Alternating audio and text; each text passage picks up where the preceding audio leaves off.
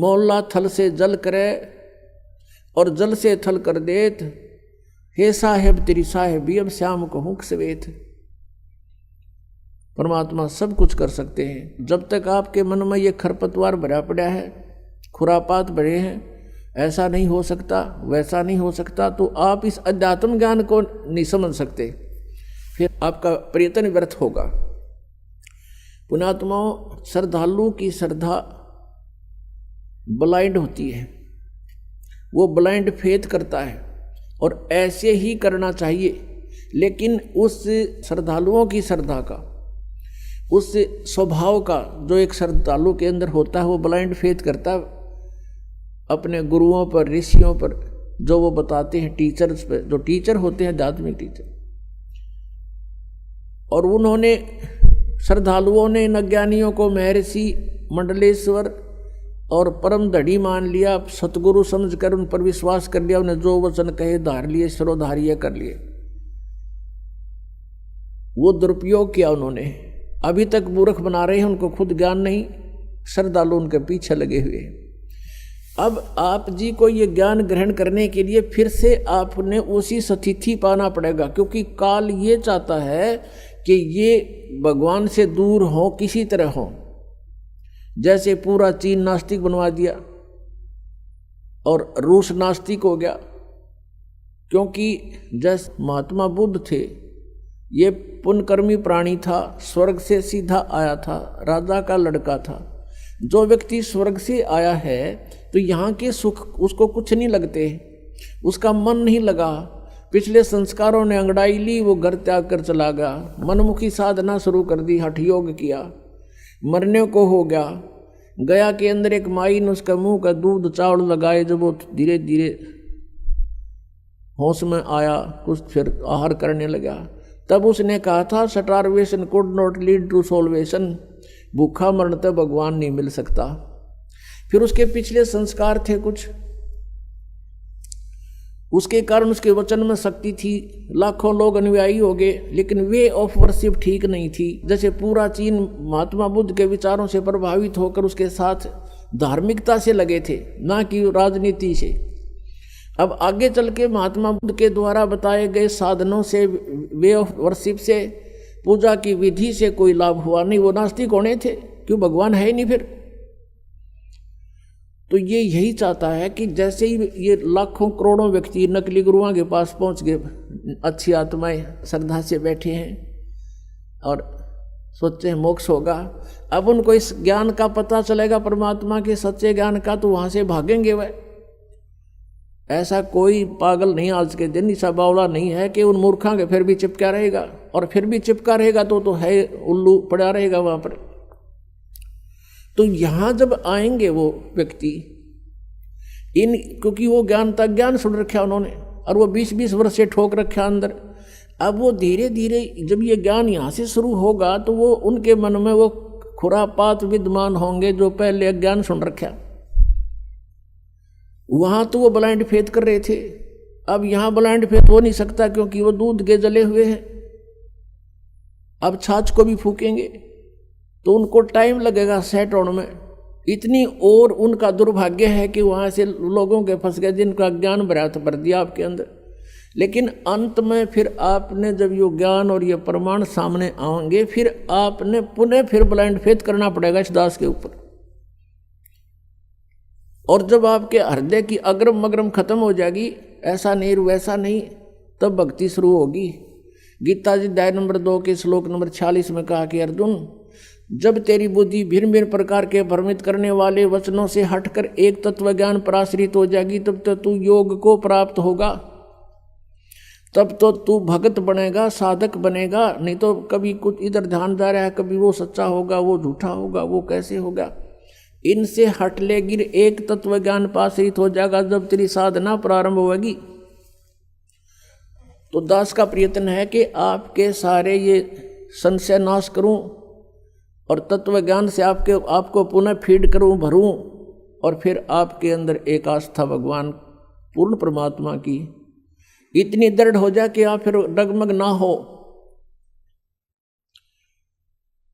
और इसके बिना आप इस मार्ग पर चल नहीं सकते, क्योंकि काल का दाव है, पल पल पर वो छल करता है। उसका तो उद्देश्य यही है कि पुण्यात्मा भक्तिहीन हो जाए, नास्तिक हो जाए, विशेषकर कलयुग में। कलयुग में क्यों? क्योंकि परमात्मा से इसने वचन ले लिए थे कबीर भगवान से, इस काल भगवान ने, कि प्रभु 3 युगों में जीव कम ले जाना, और चौथा युग जब कलयुग आवे तब तब शरण जीव बहु जावे। ऐसा हर वचन मोहे दीजे, तब तुम गमन संसार ही कीजिए। कि चौथे युग में कितने जीव ले जाना। लेकिन चौथे युग में ये भी प्रार्थना की थी इस काल ने कि हे प्रभु, जो आपके ज्ञान को स्वीकार कर ले वो आपका, और आपके ज्ञान को स्वीकार ना करे तो उसके साथ जबरदस्ती ना करना, वो मेरा। परमात्मा ने कहा ये तो अंडरस्टूड है, ठीक है, क्योंकि भगवान के ज्ञान को सुनकर ही हम इनसे चिपक सकते हैं। नहीं तो काल का जो जाल है उसमें साधना भी कर रहे हैं, सारी बकवाद भी कर रहे हैं, तो ठीक है, वो भक्ति है नहीं वहाँ पर। कहते हैं साध सोए जो सीधा चाले, भगत वही होता है साध माने साधक, जो सब बुराइयों से बच गए और यहाँ की सतिथि से परिचित होकर के सही सीधा चले, मर्यादा में रहे, बुराइयों से बच कर चले। संसार के जो चोज हैं, इन चोचलों से बच्चे, नाचना गाना फंड करना डीजे बजाना, ये कोई एक भक्तों के लक्षण है। फिर उनको डर नहीं भगवान का। तो ये काल चाहता है कि ये भक्ति ना करें, नास्तिक हो जा, और ये नाचना गाना डीजे बजाना, ब्याह के ऊपर इतना खड़दू उतार दे। 2 बच्चों का संस्कार जोड़ना, 4 आदमी बैठ के ये कहना भी हम अपनी पुत्री का विवाह आपके पुत्र से करते हैं, ब्याह हो गया, इसका आगे कितना फंड कर लो बता। शादी बच्चों की वचन से हो गया, वचन से पराये होते हैं, वचन से सारी सृष्टि रची हुई है, वचन के ऊपर रहे आदमी खरा तो उसको हर तरह से सुविधाएं प्राप्त होती हैं। और फिर नाचना और गाना और फलाना करना, इतने दान दे दिए, वो तो अपने सिर पर बाहर रखना है, गधा बनना उसका। किसी के पैसे पास्ता रख के कभी सुखी नहीं हो सकता प्राणी। तो जब तक हमें ज्ञान नहीं है तो हम ये विष खा ही रहे थे। अब पता लग जाएगा कि ये तो बहुत भयंकर काम है। कहते हैं तुमने उस दरगाह का मैल नहीं देखा और धर्मराज के तिल तिल का लेखा, कौन बिराने बाहर न डोवे। फिर जैसे कल आपको कथा सुनाई थी, एक साधु संत बन रहा था, नकली भगत ने उसको प्रार्थना किया भक्ति कर लो हमें सेवा मिल जाएगी संत की, वो उसके चौबारे में रहने लग गया। भगत सेवा करता, वो खा कर सो जाता, कुआड़ बंद करके महात्मा साधना करता है। फिर वो मृत्यु के उपरांत उसके ही घर पर बैल बना और बैलगाड़ी में जोड़ कर उसके खाए हुए के पूरे कर रहा था। जब परमात्मा गरीबदास जी को उस पर दया आ गई नकली पे, तब उसको बताया भाई तूने भक्ति करी नहीं और इसका अन्न खाया, ये पूरा करना पड़ेगा तुझे, लठ खा के कर ले चाहे राजी खुशी कर ले, पूरा करना पड़ेगा। फिर वो चल पड़ा अपना सीधा होके। तो कहते तुमने उस दरगाह का मैल नहीं देखा, धर्मराज के तिल तिल का लेखा। तो आप किसी से दहेज लेते हो, वो आपका ऊपर भार बन गया और उसका फिर पूरा आपने देना पड़ेगा। किसी का बैल बनोगे, किसी की भैंस बनोगे, किसी का खच्चर बनोगे, वो पूरा करना पड़ेगा। फिर क्यों सिर में दर्द करे। जैसे किरका जहर का रंग होरी हो, कहो कौन तिस खावे राम रंग होरी हो। जैसे विष का कोई कण पड़ा हो किता है और आपको पता है यू कण है और विष का है, हाथ भी ना लाओ, एक किसी और वस्तु से पकड़ के किरा कित फेंक काओगे। तो ऐसे जो आप ये क्रियाएं कर रहे हो, रिश्वत ले रहे हो या किसी से दहेज ले रहे हो या किसी की हेराफेरी कर रहे हो हैं या कोई ब्याज ले रहे हो, कहते हैं ये जहर खा रहे हो आप। तो गिलास के गिलास पी रहे हो और एक किरका भी जहर का खाना नहीं गवारा होगा। तो कहने का भाव ये है कि हम अज्ञानता के वश ये नालायकी कर रहे हैं और जब पता लग जाएगा इतनी भयंकर मार पड़ेगी इसकी, तो जैसे किरका जहर का रंग होरी हो, कहो कौन तिस खावे राम रंग होरी हो। कहते कौन खाओ फिर जहर ने, पता लग गया था। तो बिना ज्ञान के दुख पा रहे हम यहाँ पर, और भगवान देगा जो पूरा पट्टेगा किसी के दूसरे के धन से चोरी से। आज तक कोई सेठ नहीं हुआ। अब जो प्रसंग चल रहा है हम वहीं आते हैं कि जो साधनाएं शास्त्र विधि त्याग के मनमाना आचरण करते हैं उनको कोई उपलब्धि आध्यात्मिक मार्ग की नहीं होती। परमात्मा कहते हैं डंब करें डूंगर चढ़ें। डूंगर कहते हैं ऊंची सी पहाड़ी पाल टीले पर जहां से दूर से दिखाई दे।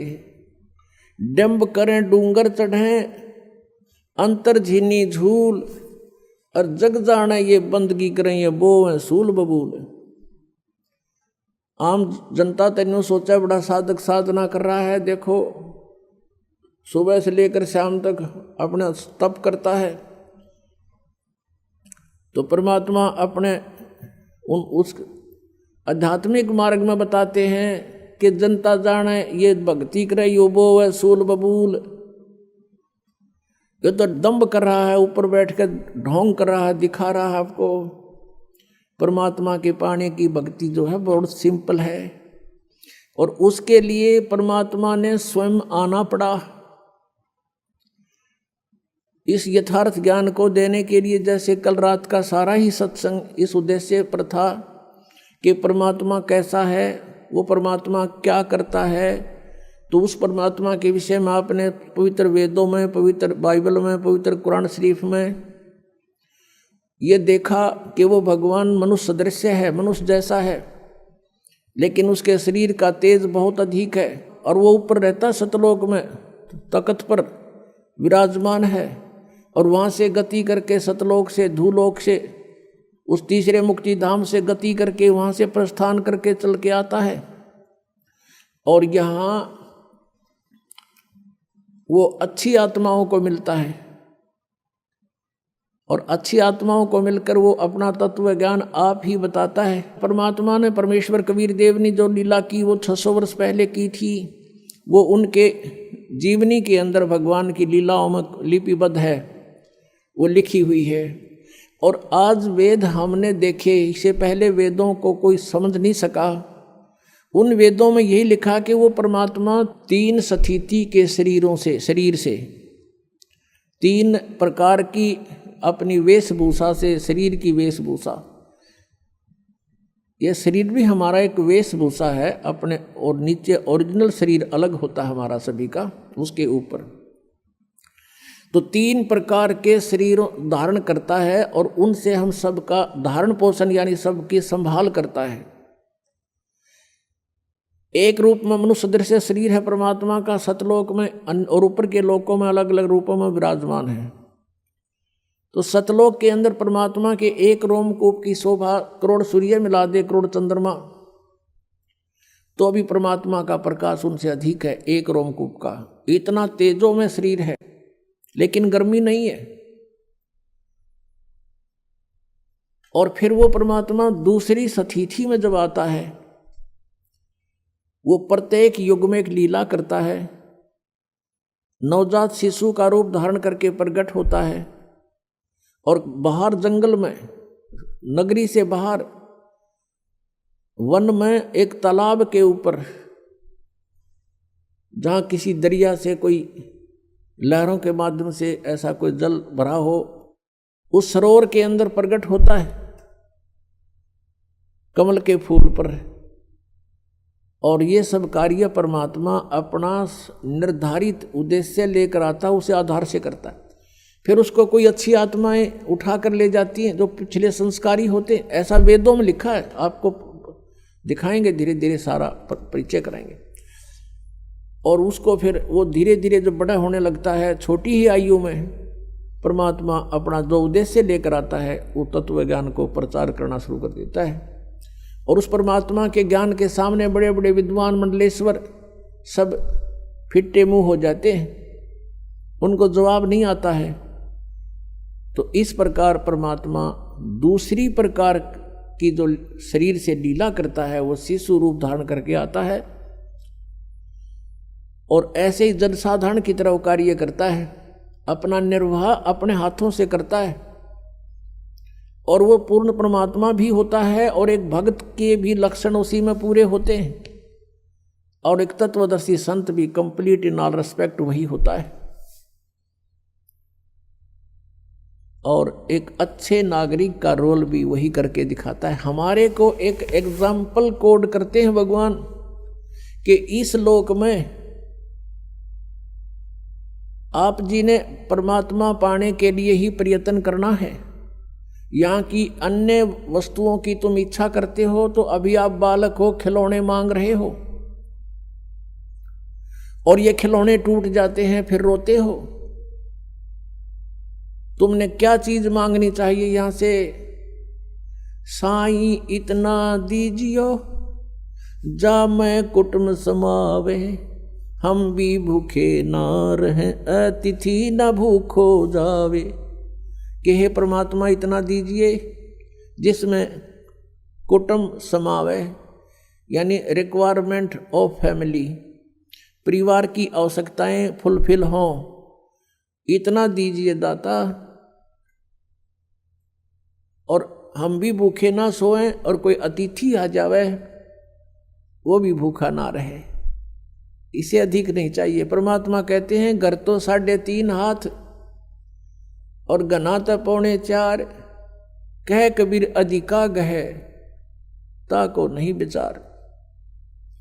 अपने 3.5 हाथ का ये शरीर होता है, प्रत्येक व्यक्ति का अपने 3.5 हाथ यानी इस कोनी से लेकर और यहाँ तक का ये हाथ कहलाता है इतना, और इसको आप 3.5 नाप के किसी रस्सी से अपने नाप के देखना पूरा पाओगा। तो कहते हैं करता है 3.5 हाथ, यानी आप उसमें आराम से लेट जाओ, पूरा पूरा हो जाए। और गणा तो 4.25, यानी और गणा कर 1 फुट फालतू कर ले, और इससे ज़्यादा की डिमांड है तो व्यर्थ की बकवाद है वो। अब इससे आप समझ लेना, कहने का भाव इन्होंने है कि तड़के अपने घरान फोड़ कर एक इतना बना बैठ जाओ। कहने का भाव ये है परमात्मा का कि 1 चारपाई पर सोना है और वो 3 बाई 6 फुट में आ लेगी। एक कमरे में आपका काम चल सके खूब, गना कर 2 बना लो, इससे अधिक कोशिश ना करना। वो परमात्मा दे तो अच्छी बात है, 2 बन जा, 3 बन जा, बस इससे ज़्यादा का प्रयत्न ना करना। यानी जिसके पूर्व जन्म के संस्कार हैं वो अलग बात है, कोठी भी बन रही है बनी अच्छी बात है, लेकिन भक्ति उद्देश्य मूल रखे। और जिनके पास पूर्व जन्म की कोई ऐसी पुण्य नहीं है और वो झोंपड़ी में भी रह रहे हैं, तो परमात्मा कहते हैं भक्ति ही करनी है। उस 4 कमरे वाली कोठी में भी भक्ति करेगा तो उसका उद्धार है, नहीं तो वह कोठी साथ नहीं दे, ना वह चाल साथ। और एक झोपड़ी में प्राणी रह रहा है और वो भी भक्ति कर रहा है, तो दोनों को एक सी उपलब्धि है। और झोपड़ी वाला इससे चक्कर में रहा मैं भी कोठी बनाऊं, मैं यूं कर लूं, तो ये व्यर्थ प्रयत्न है। इनसे अपना मन हटाना।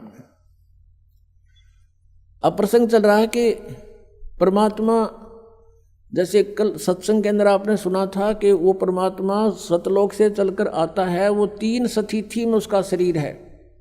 तो दूसरी सतिथि में वो हमारी कैसे देखभाल करते हैं, कैसे धारण पोषण करते हैं। वो एक बालक रूप में प्रकट होते हैं, धीरे धीरे बड़े होते हैं, फिर एक अच्छे नागरिक की तरह एक जीवन जी कर दिखाते हैं। परमात्मा कबीर जी जुलाहे का कार्य करते थे, दानक का कपड़ा बुनते थे, लोगों का सूत आता था, उस सूत को से कपड़ा बनाकर उससे जो मेहनताना प्राप्त होता था उसको ग्रहण करते थे।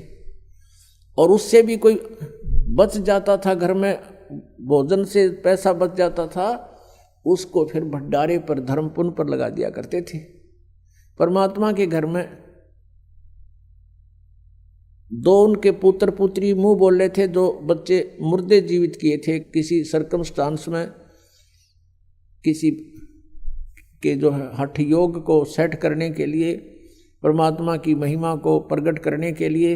एक बालिका थी 13 वर्ष की एक शेख तकी नाम के पीर की कब्र में दबा रखी थी।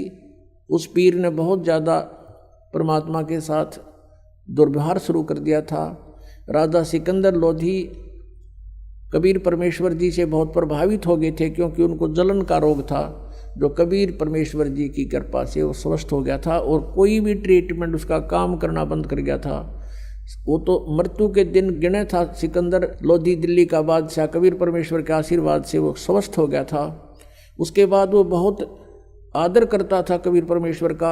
इस कारण से वो उनका धार्मिक गुरु शेख तकी कबीर जी से ईर्ष्या करने लगा, उनको नीचा दिखाने की प्रयत्न में रहने लगा, उसकी टाह में रहने लगा कि किस प्रकार इसको नीचा दिखाऊं और राजा का इससे मन हटे, इसकी आस्था कम हो। इस उद्देश्य से उसने कहा था कि मैं कबीर को जब जानूं ये कोई शक्ति युक्त है, मेरी बेटी ने जीवित करके दिखा दे जो कब्र में दबा रखी है। हजारों व्यक्ति इकट्ठे हो गए, दिन रख दिया, तीसरा दिन कब्र फुड़वा दी और कबीर परमेश्वर ने वह बेटी जीवित कर दी। उस लड़की को अपने पूर्व जन्मों की चेतना आ गई कि मैं परमात्मा को छोड़कर बीच में चली गई थी, जिस कारण से मुझे बहुत दुख उठाने पड़े। वो अपने शरीर के पिता को छोड़कर अपने परम पिता के साथ कबीर जी के साथ चली गई कि मैं तुम्हारे साथ नहीं रहूँगी, तेरा मेरा हिसाब हो लिया था शेख तकी, मैं मर चुकी थी, तेरा मेरा संस्कार शेष नहीं है। तो वो लड़की 12-13 वर्ष की थी, वो परमात्मा ने अपनी बेटी की तरह रखी। ऐसे एक लड़का था, उसको अंतिम संस्कार करके जल में प्रवाह कर दिया गया था। उसी शेख तकी ने राजा सिकंदर लोधी के नाक में दम कर दिया कि मुझे कोई ऐसा मुर्दा जीवित करके दिखा दे तो मानूं कबीर को, नहीं तो मैं मुसलमानों को भड़का दूंगा, तेरे राज का नाश करवा दूंगा। तब इस शर्त पे परमात्मा ने उस मुर्दे लड़के को जीवित किया था। वो भी 10-12 वर्ष का लड़का था। उसके बाद वो लड़का भी परमात्मा के साथ पुत्र रूप में रहता था। तो इस प्रकार एक पुत्री एक पुत्र थे जो अपने वचन से जीवित किए हुए बालक थे, और मुंह बोले माता पिता थे, उनके अपने माता पिता नहीं थे, वो तो सहशरीर आए थे, सहशरीर चले गए थे। नीरू नीमा नाम के निसंतान दंपति थे, उनको परमात्मा कमल के फूल पर जल में लहर तारा तालाब पर प्राप्त हुए थे। तो ऐसे कुल मिला के परमात्मा का 5 सदस्यों का परिवार था। हाथ से कपड़ा बुनते थे, माता पिता वृद्ध हो गए थे, और उस कपड़े से जो भी पैसा मिलता था मेहनताना उससे अपना गुजारा करते थे, और फिर भी पैसा बच जाता था उसका भंडारा करते थे। तो ये लीला करके दिखाई भगवान ने कि तुम जैसे मैं कर रहा हूं ऐसे रहना इस संसार में, और यदि तुम परमात्मा पर विश्वास रखोगे, परमात्मा पे आपका दृढ़ विश्वास होगा, तो आपके ऊपर आने वाले सभी संकट दूर होंगे। इसलिए मालिक ने ये बताई थी कि ये साधना ऐसे बनती है। यजुर्वेद अध्याय नंबर 40 के मंत्र 15 में कहा है कि वायु अनिलम अथ इदम अमृतम भस्मांतम शरीरम ओम कर्तु समर किलवे समर कर्तुम समर।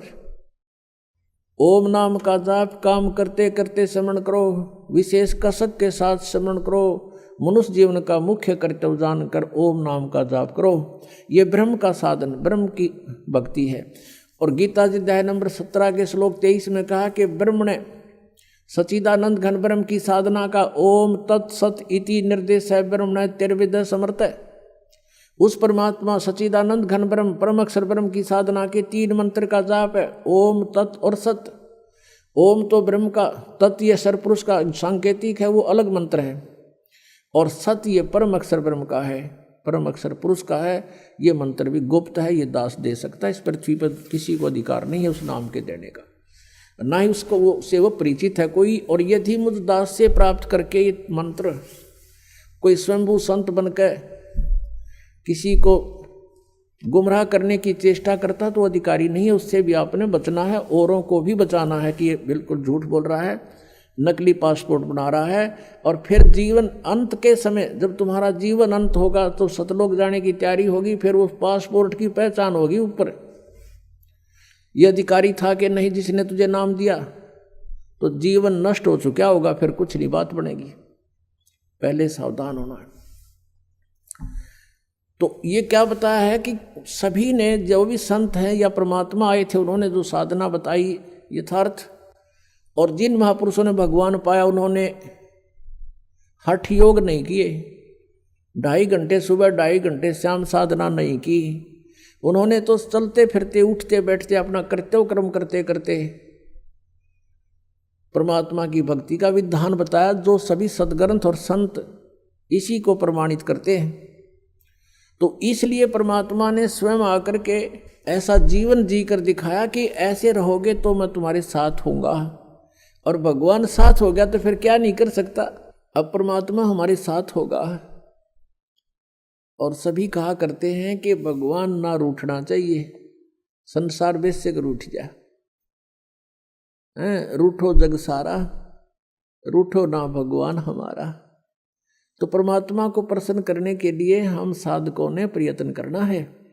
और किस तरीके से भगवान राजी हो, किस तरीके से, किस विधि से भगवान प्रसन्न हो, हमने वो सारे तरीके अपनाने पड़ेंगे अपने प्रभु को प्रसन्न करने के लिए।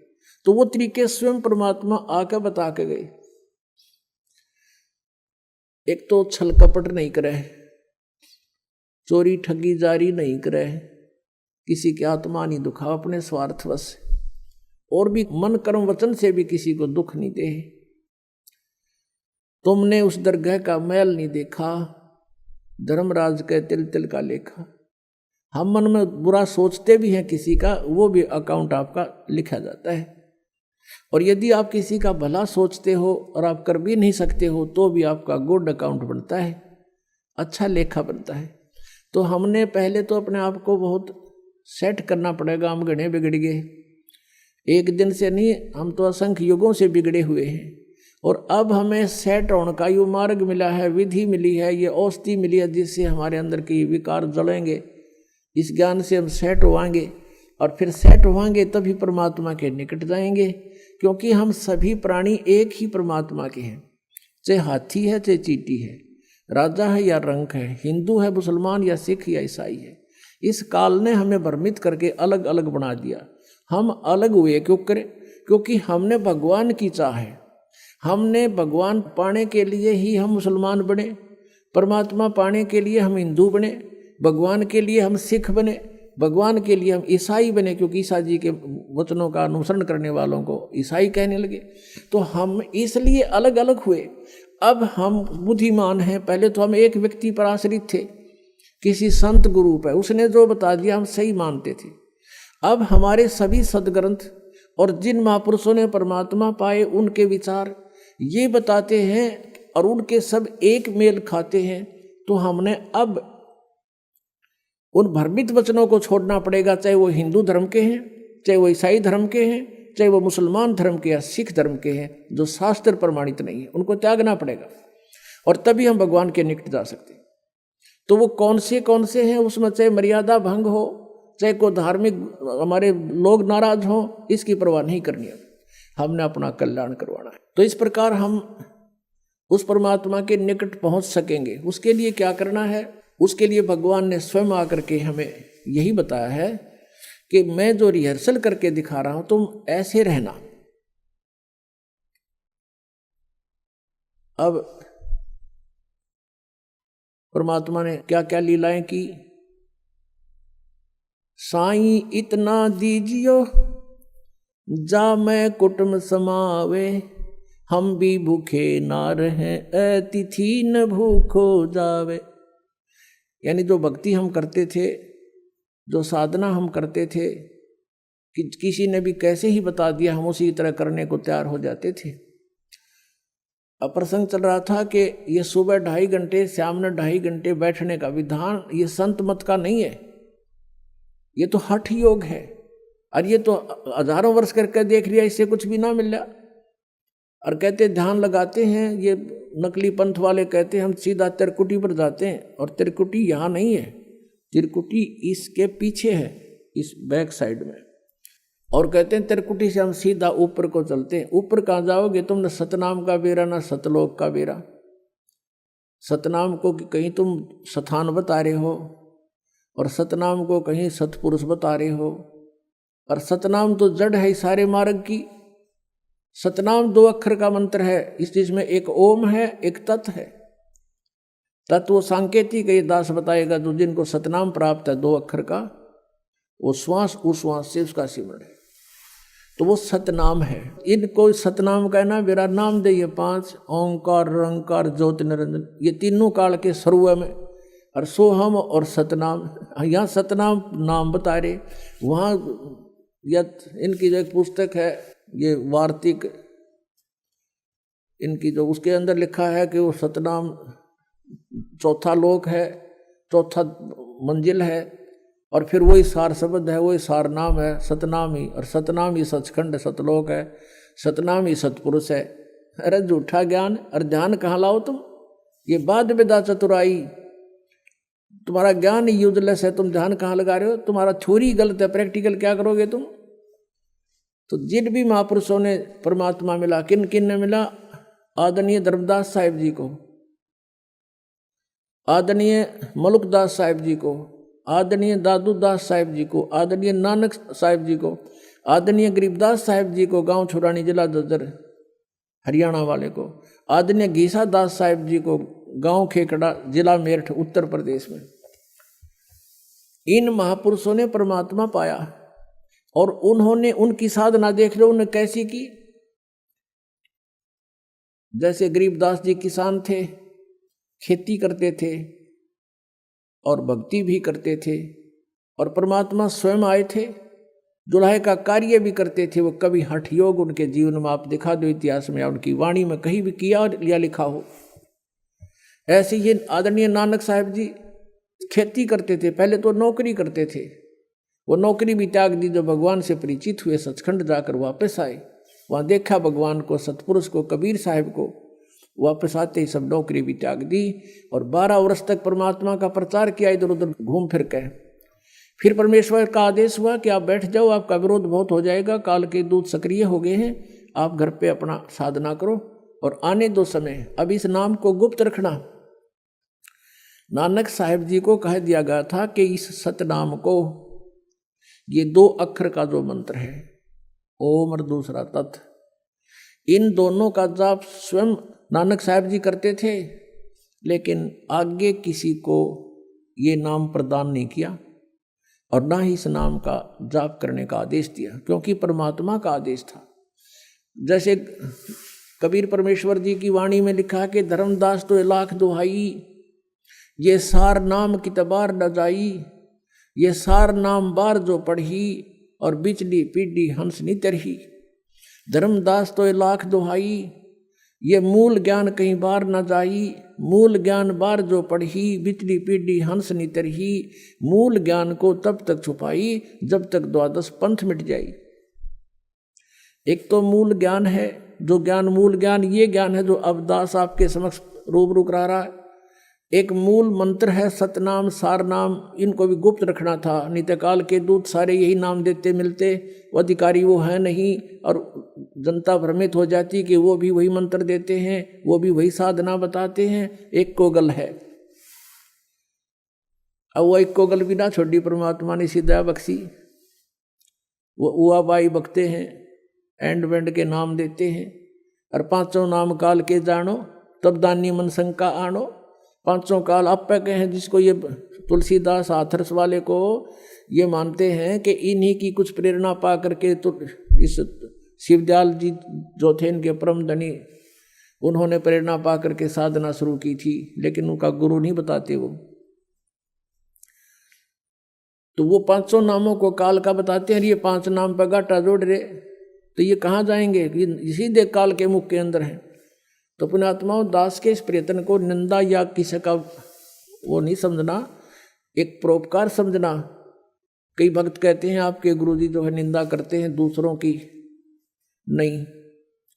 जैसे एक बार किसी ने 500 के नोट नकली छाप लिए और वो ठग रहा था जनता को। सरकार को पता चला, ओरिजिनल और डुप्लीकेट दोनों साथ साथ दिखाए थे कि ये ओरिजिनल है, इसमें ये लक्षण है, ये डुप्लीकेट है। अगर ऐसा हो तो उसको ग्रहण ना करना, वो नकली है। तो कोई ये कहे कि निंदा कर रहे हैं क्यों किसी के नोट को बेकार बता रहे हैं, तो वो निंदा नहीं थी, महापरोपकार का कार्य था सरकार का, लाखों लोग बच गए ठगने से। तो दास का वही प्रयत्न समझ लेना, ये किसी की निंदा नहीं है, ये महापरोपकार का कार्य कर रहा है। अंत में देखना इसका कितना अच्छा रिजल्ट आएगा। रोया करेंगे वो प्राणी जो ऐसे नकली लोगों के अपना जीवन व्यर्थ कर रहे थे, रोया करेंगे उनको और धिक्कारा करेंगे उन नकलियों को, तुमने अपना जीवन खोया, हमारा भी खो दिया। अब प्रसंग चल रहा है कि शास्त्र विधि को त्याग कर जो मनमाना आचरण करते रहे उनको कोई लाभ नहीं हुआ। अब किसी भी संत को देख लीजिए, फिर 12 वर्ष तो नानक साहब जी ने इधर उधर जा करके प्रचार किया प्रभु का तत्व ज्ञान का। फिर 16 वर्ष तक अपने घर पर रहकर खेती की, जैसा भी वो कर सकते थे उसमें, और अपनी भक्ति भी की। कोई उनके पास आ जाता था, उनको तत्व ज्ञान समझाते थे, लेकिन सतनाम नहीं दिया किसी को। अपने आत्माओं कई कारण होते हैं। कई भक्त ये भी सोच बैठेंगे कि भाई नानक साहब जी ने फिर नाम नहीं दिया तो उनके साथ जो अनुयायी बने हैं, सिख समाज बना है, तो उनका तो जीवन व्यर्थ हो गया। उनका जीवन व्यर्थ नहीं हुआ।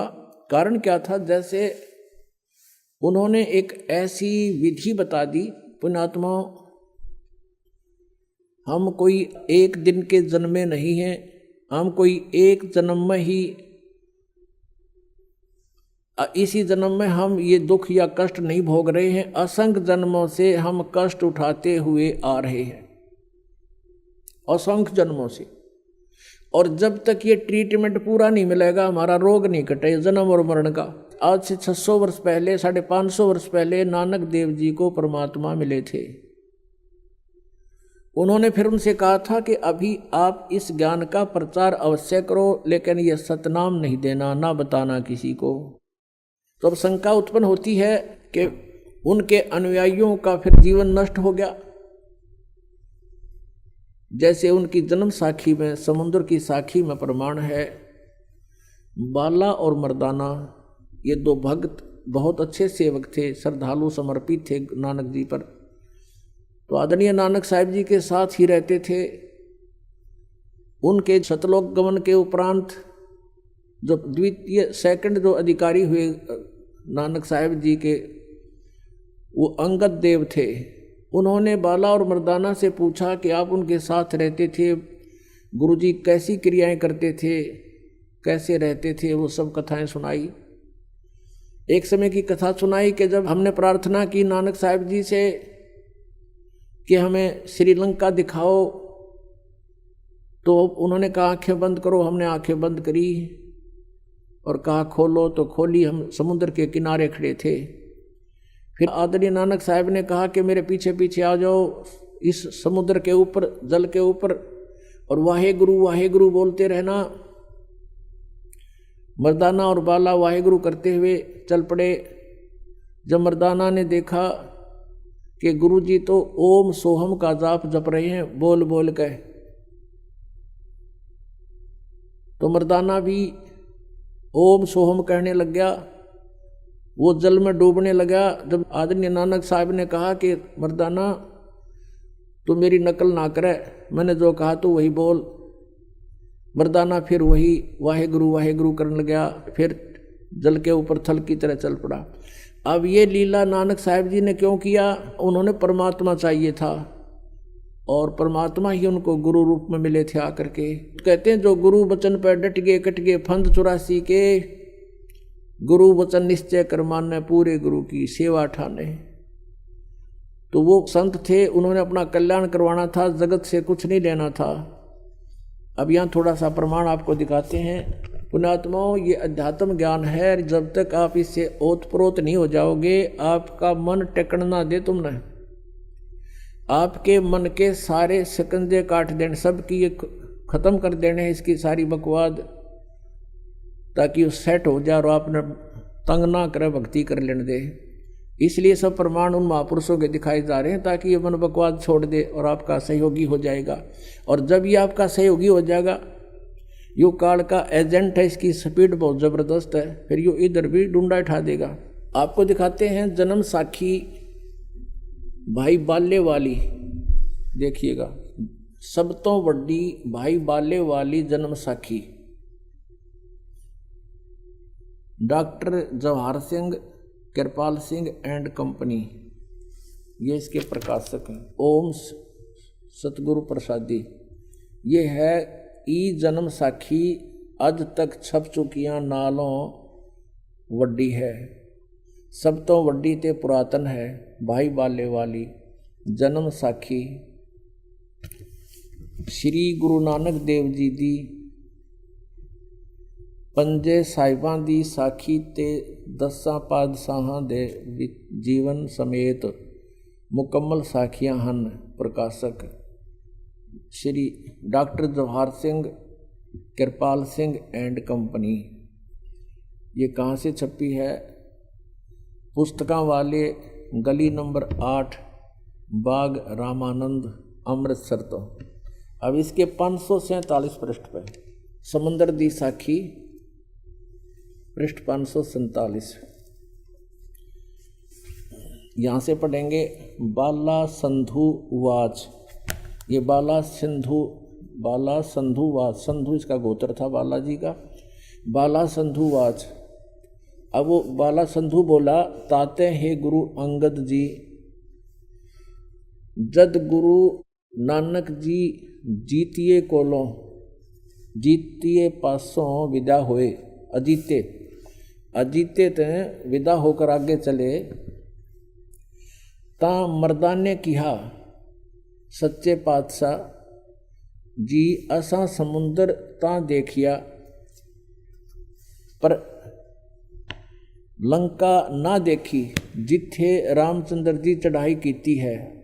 ता गुरु नानक जी कहा चलो भाई बाला ते मर्दाना तुहानू रंज नहीं करना, अखी मीटो जा अखी मीट के खोलियां ता समंदर दे कंडे जाई खड़े होए, ते आखण लगे बाला ते मर्दाना मेरे पीछे पीछे चले आओ, मुखों वाहेगुरु वाहेगुरु कहिंदे आओ, ते आगे आगे गुरु जी और तुर पे जैसे धरती ऊपर तुरदे सन, उसे तरह समुंदर ऊपर तुर पे जा चले जावण, ते पीछे पीछे बाला ते मर्दाना जावण। ता मर्दान ने विचार कीती कि गुरु नानक देव जी ओम सोहम जपदे जांदे हन। ता मर्दाना भी ओम सोहम लगा जपण, ते लग्या गोते खावण। जा गुरु नानक जी देखण ता मर्दाना गोते खांदा है, ता गुरु जी कहा मर्दाना गुरु जी दी करनी वल नहीं देखना, गुरु दे बचना पर चलना चाहिए। तू मर्दाना ओहे आख जे असा आखिया है। ता मर्दाना फिर लग्या वाहेगुरु वाहेगुरु कहण, ता फिर चल जल ऊपर उसे तरह तुरन लगा। ये हो सकता आपका पंजाबी ना समझ में आई और नहीं पढ़ सकते हो तो एक हिंदी और दिखाते हैं, इन्हीं के दौरान अनुवादित है, देखिएगा। क्योंकि दास का उद्देश्य है कि संशय का नाश करूं कति। यह भाई बाले वाली श्री गुरु नानक देव जी की जन्म साखी। भाई चतर सिंह जीवन सिंह अमृतसर से ये प्रकाशित है, ये इसके प्रकाशक है।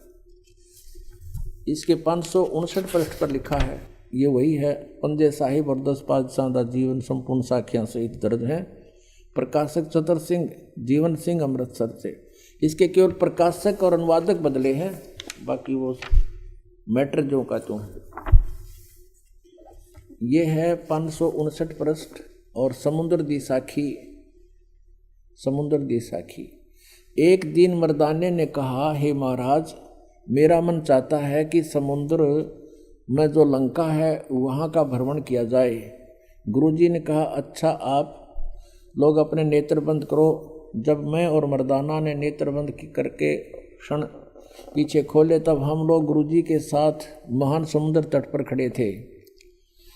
अब गुरुजी ने कहा कि तुम लोग समुद्र के जल पर वाहेगुरु जप करते पैदल ही चले आओ।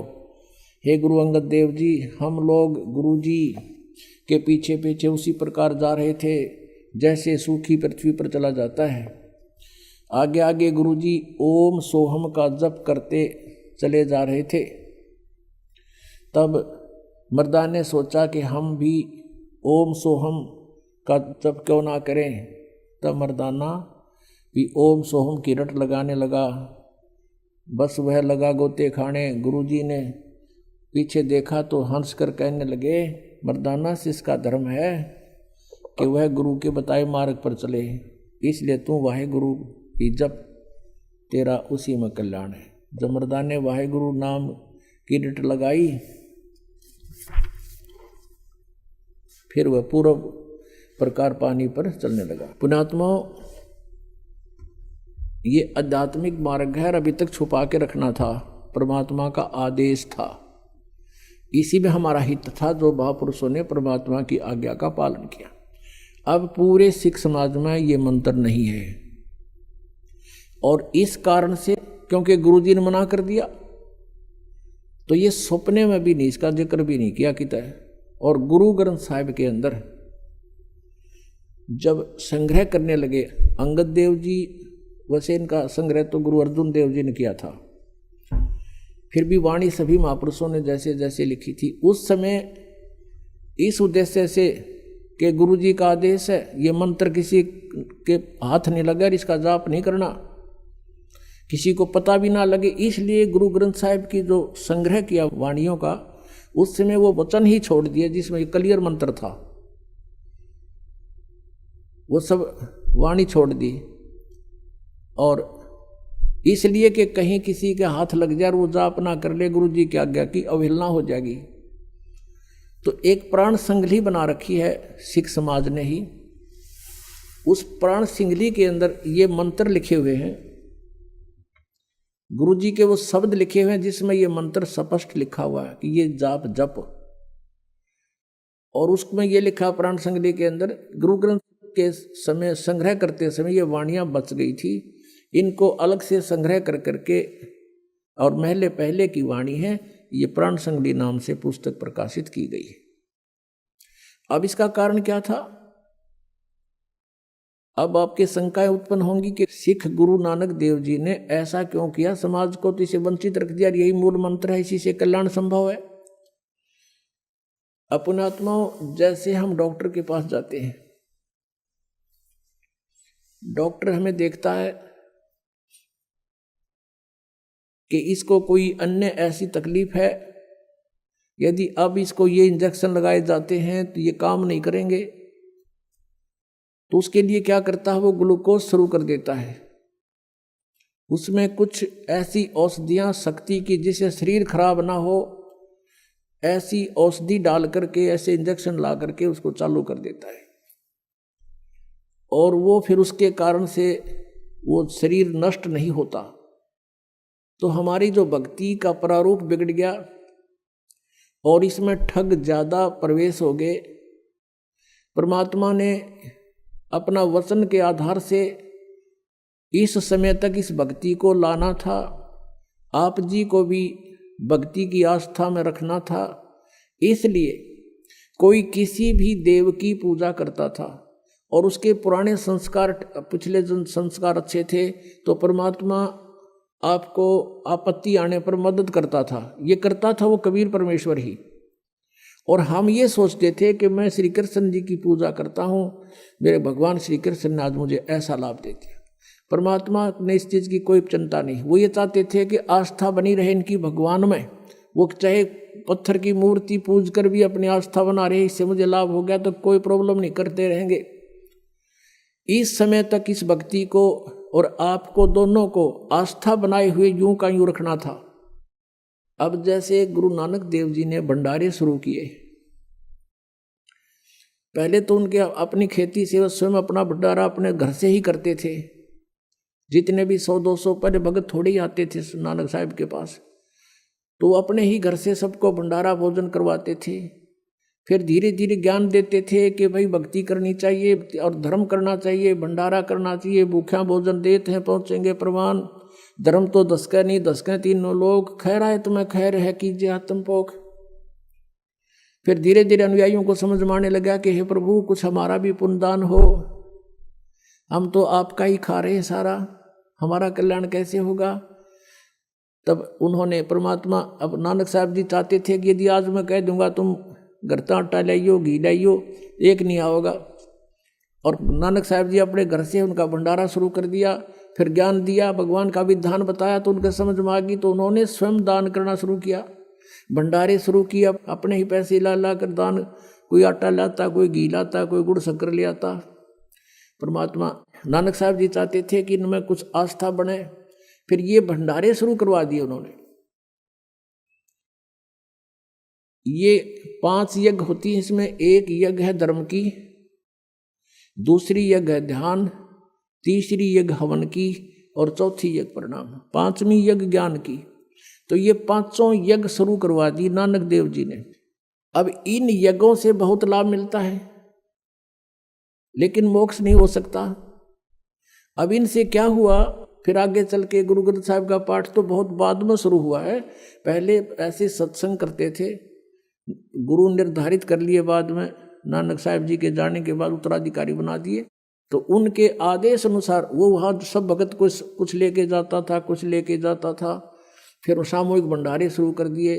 तो इस तरह ये उनको उनका पुण्य होने लगा। परमात्मा की वाणी के सुनने से भी लाभ होता है, यज्ञ होती है, हमें बहुत पुण्य मिलता है। तो इस प्रकार नानक साहब जी ने वो मंत्र तो दिया नहीं, यानी वो इंजेक्शन तो लाए नहीं, लेकिन ग्लूकोज जारी करवा दिया। उस ग्लूकोज के यानी यज्ञों से आपको कुछ तो पिछले संस्कार, परमात्मा की वाणी से आपको क्या हुआ, मनुष्य जीवन मिलते हुए आगे। और 600 वर्ष पहले परमात्मा आपको बैटरी चार्ज कर गए थे। 600 वर्ष पहले जब आए थे परमात्मा ने ये 5 नाम दिए थे, 5 ओनली, ये सतनाम नहीं दिया उस समय, केवल कुछ एक अधिकारियों को, जैसे आदरणीय नानक साहब जी, आदरणीय गरीबदास साहब जी, आदरणीय दादू साहब जी, आदरणीय गीसादास साहब जी, आदरणीय मुलुखदास साहब जी और आदरणीय धर्मदास साहब जी, इनको तो ये मंत्र पूरे दिए थे इन्होंने सतनाम तक, और तीसरा मंत्र भी इनको दिया था। लेकिन इनको आदेश दे दिया था कि आप किसी को ये अभी रहस्य खोलना नहीं। इन्होंने जो परमात्मा की भक्ति की, तो साधनाएं की, इनको मना कर दिया था कि ये किसी को आगे दान नाम नहीं देना। तो उससे क्या हुआ कि उस समय इन 5 नाम के जापते हैं, उस समय परमात्मा के 64 राक्षस हो गए थे। उसमें ये 5 नाम कौन से दिए थे, निरंकार ओंकार नहीं है, जो आप जी को अब कंप्लीट मंत्र दिया जाता है 7 मंत्र का, 7 नाम का। इसमें बीच के जो 5 नाम है ये केवल दान करते थे पहले परमात्मा, और इन 5 नामों से हमें बहुत लाभ मिलता है। इनसे मनुष्य जीवन भी प्राप्त हो जाता है, लेकिन मोक्ष नहीं हो सकता, संसारिक सुख भी प्राप्त हो जाते हैं। लेकिन अब जब कंप्लीट आपका कोर्स हो जाएगा, फिर ये मंत्र आपको सहयोग देंगे उस मोक्ष मार्ग में, ये कंप्लीट आपको धीरे धीरे बताएंगे। अब जो उद्देश्य चल रहा है वो बताना चाहते हैं कि गुरु नानक देव जी ने सिख समाज को इस यथार्थ मंत्र से वंचित किस लिए रखा, कि उनको पता था अब ये ना तो मुक्ति प्राप्त कर सकते, क्योंकि 12 वर्ष तक नानक साहब ने संघर्ष किया, सब ने विरोध शुरू कर दिया, पंडित नारे चंगर गए, मुसलमान अलग से विरोधी हो गए। तो परमात्मा ने कहा अभी ना छेड़ो इनको, आप अपनी भक्ति करो, और जो भी तूने देखा है आपने वो एफिडेविट लिख दे। उन्होंने अपनी वाणी लिख दी, सारी वाणी लिख कर वो छोड़ गए।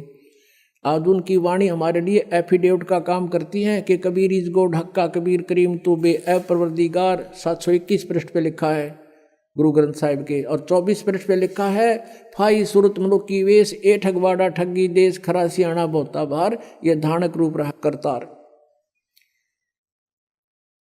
तो उस समय अब 5 नाम दिया करते थे, ये जो आपको दिए जाते हैं ये है वो मंत्र। अब वेदों में दिखाऊंगा आपको, परमात्मा ने कहा कि वेद मेरा भेद है, पर मैं ना वेदन के माही, और जौन वेद से मैं मिलूँ वो वेद जानते नहीं।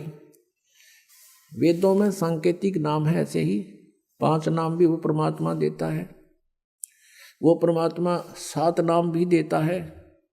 वो परमात्मा 3 नाम का मूल मंत्र भी देता है, और अलग से वो फिर उन 2 मंत्र दे करके वो तीसरे मंत्र का वो तीसरा नाम भी प्रदान करता है।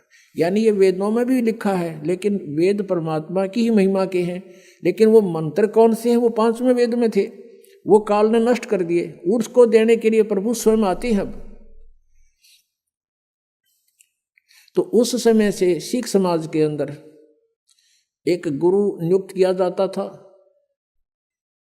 और उसके बाद उसके आज्ञा अनुसार भंडारे करते थे बस, और कुछ नहीं। वाणी का पाठ करते थे, वाणी बोलते थे उसमें सत्संग के अंदर, और महापुरुष का अनुवाद करके सुनाते थे, और भंडारे होते थे भक्तों को। तो इस प्रकार फिर आगे चल के 5 नाम भी बंद हो गए थे। 5 नाम तो केवल कबीर परमेश्वर जी के जब 64 लाख शेष हुए थे, उन 64 लाख शेषों को दिया था 5 नाम, और उससे फिर आप जी अभी तक मनुष्य जीवन प्राप्त करते हुए आ रहे हो। कुछ पिछले संस्कार जन्म जन्मांतरों के पुण्यात्मा हैं, उनका भी मनुष्य जीवन और साथ में भक्ति की आस्था आज तक आपकी बनी हुई है। तो जिस कारण से मालिक को पता था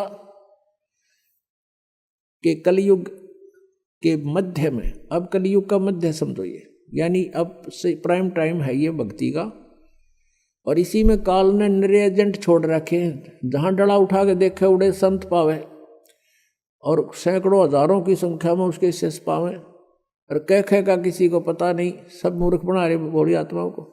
तो इस समय तक आप जी को लाना था, भक्ति में आस्था बनाए रखनी थी। और सिख समाज को ये मंत्र इसलिए नहीं दिया कि जैसे ये राधा स्वामी पंथ सबसे पहले कबीर जी की वाणी को आधार मानता है,